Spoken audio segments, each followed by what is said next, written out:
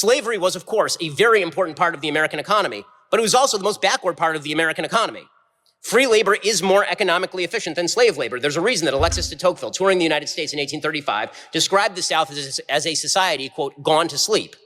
In fact, the growth of the Southern economy remained slow all the way from basically the beginning of the Republic through the Jim Crow period, because during slavery it was slow because it was all agricultural and because it wasn't using free alienation of labor. And then it was slow because of Jim Crow. And then after Jim Crow, suddenly the Southern economy starts to boom, and you start to see a net migration back into the South after the end of Jim Crow. During Jim Crow, black citizens are fleeing to the North and bringing with them the intensive human capital that they bring with them, right? They make Detroit rich, for example. Instead, after the end of Jim Crow, people start moving back to the South.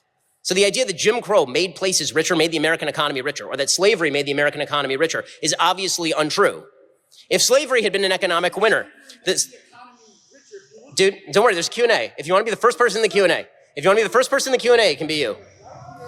Okay.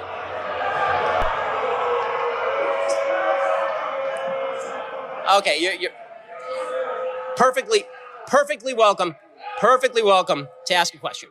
If slavery had been an economic winner, the South wouldn't have been roundly defeated by the industrialized North. The end of slavery meant a drop in agricultural capital in the United States and a massive uptick in industrial and housing capital, as well as in other domestic capital, according to far left economist Thomas Piketty. Our labor stock soared, our capital stock soared in the aftermath of the Civil War.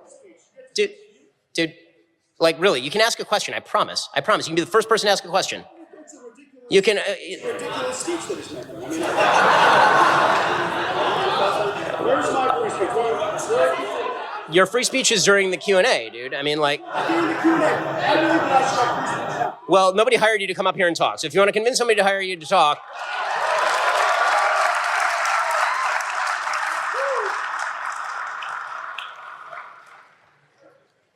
It is economic illiteracy to suggest that America's economy is rooted in slavery. We are a highly industrialized economy. We have been for more than a century. And even when we were an agricultural economy, slavery was an economic drain on everyone other than slaveholders themselves. This means that the authors of the New York Times 1619 Project are forced into the unenviable position of blaming slavery for America's prosperous system of free market capitalism, which requires a hell of a trick, since free market capitalism is precisely the opposite of forced labor. So we end up with the absurd spectacle of Matthew Desmond suggesting that the quote-unquote brutality of American capitalism is modeled in slavery. Terrible speech, Ben.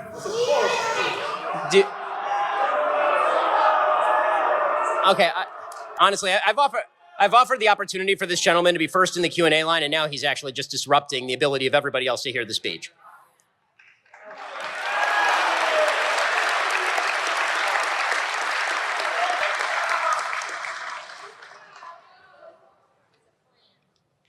Honestly, I have a 3-year-old who disrupts this way.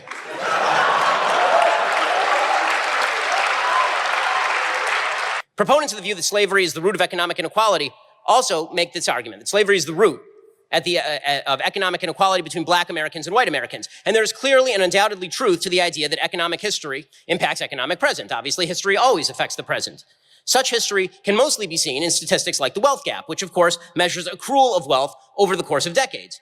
And so, naturally, redlining in 1960, racist policy in 1960, can have effects on inheritance in 1980, which have effects on wealth ownership in 2019. Of course, that's true.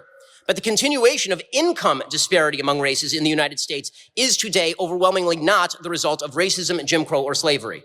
Income mobility and disparity is a statistic that should worry us. Honestly,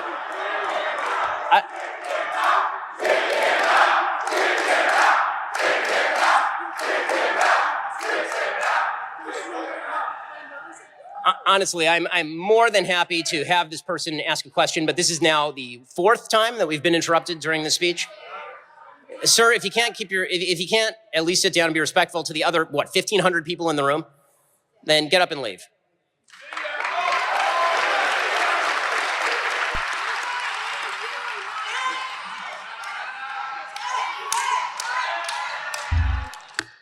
I'm simply not going to continue this nonsense until this person leaves, frankly. I'm sorry. I can't continue. This is silly.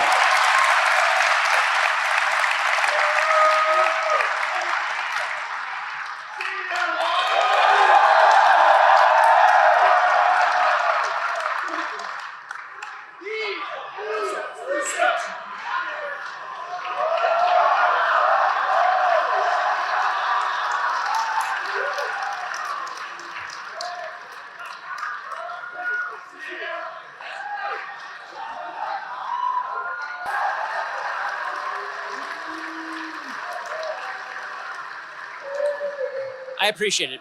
Honestly, that's too bad because you heard it. I offered multiple times for him to ask the very first question. I'm more than happy to talk about the points. I'm not more than happy to have someone disrupt the speech for 1,500 other people because he can't keep his mouth shut so long as the speech continues.